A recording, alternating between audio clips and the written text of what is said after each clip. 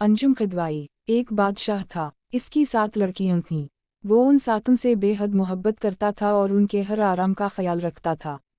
एक बार जब दस्तरखान सजा हुआ था, वो सब लोग साथ खाने पर बैठे थे। बादशाह ने अपनी बेटियों से एक सवाल पूछ लिया कि तुम लोग मुझे कितना चाहती हो। बड़ी शहजादी ने कहा, बाबा, मैं आपको गुलाब जामुन की तरह चाहती हूँ। बादशाह ने खुश होकर इसको 4 गाउन दे दिए।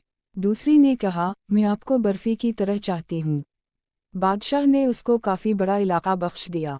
तीसरी लड़की ने कहा, मैं आपको अमरती की तरह चाहती हूँ। उसको भी बादशाह ने बहुत ज़मीन जायदाद दे दी। उसी तरह वो सबसे पूछता गया और सबको माल व दौलत मिलती रही। 7वीं लड़की से जब बादशाह ने पूछा, बेटी तुम मुझे कितना चाहती हो, तो उसने बहुत प्यार से कहा, जारी है बाबा, मैं आपको नमक के बराबर चाहती हूँ। यह सुनकर बादशाह को जलाल आ गया। कहने लगे, सब मुझे इतना चाहते हैं, तुम नमक के बराबर। वो बहुत नाराज़ हुए और छोटी बेटी को महल से निकाल दिया और कहा, अब कभी यहाँ कदम ना रखना। वो जंगल की तरफ चली गई और पत्तों और लकड़ियों को मिलाकर एक झुंपड़ी बनाकर वहाँ रहने लगी। भूख लगती तो फल खा लेती, सूखे पत्तों का बिस्तर बनाकर सो जाती। एक दिन जब वो सोकर उठी तो देखा कि रंग बिरंगी चिड़ियों के पर हर तरफ बिखरे पड़े हैं। उसने इन परों को जमा किया और एक छोटी सी पनखी बना ली। छोटा पंखा जो हाथ से झल सकते हैं, और गर्मी में उसी पनखी से हवा कर लेती थी। फिर दूसरे दिन इसको और पर मिल गए। उसने बहुत सारे पर इकट्ठा किए और कई पनखी बना ली और जंगल के किनारी सड़क के पास जाकर बैठ गई। अपना चेहरा चादर से ढंप लिया। लोग आते गए और पनखियाँ खरीदते गए। इतनी खूबसूरत पनखी इन्होंने कभी नहीं देखा था। अब तो भीड़ सी लगी रहती।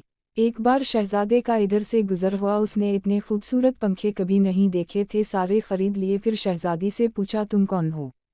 इसने कोई जवाब नहीं दिया। उसके खूबसूरत हाथ बता रहे थे कि इसने कभी काम नहीं किया था पनखी बनाने में, इसकी उंगलियां जख्मी थीं।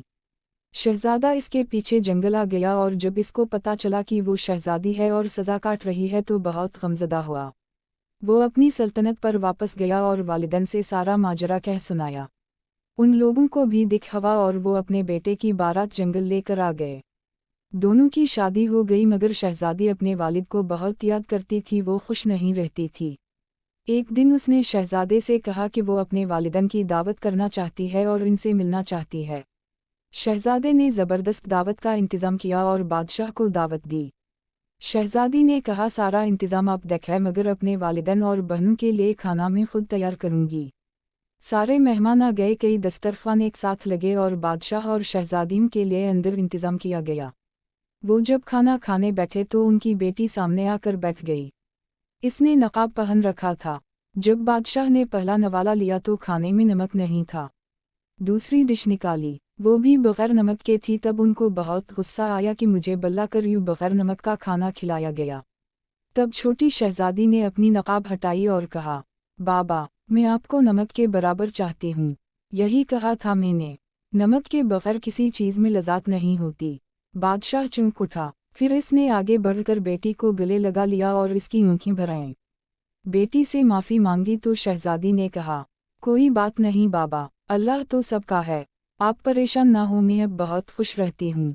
बहनों ने भी माफ़ी मांगी और गले लगाया, और शहजादी ने सबको खले दिल से मुआफ़ कर दिया, मगर इन सबको एहसास दिला दिया कि वो गलती पर थे।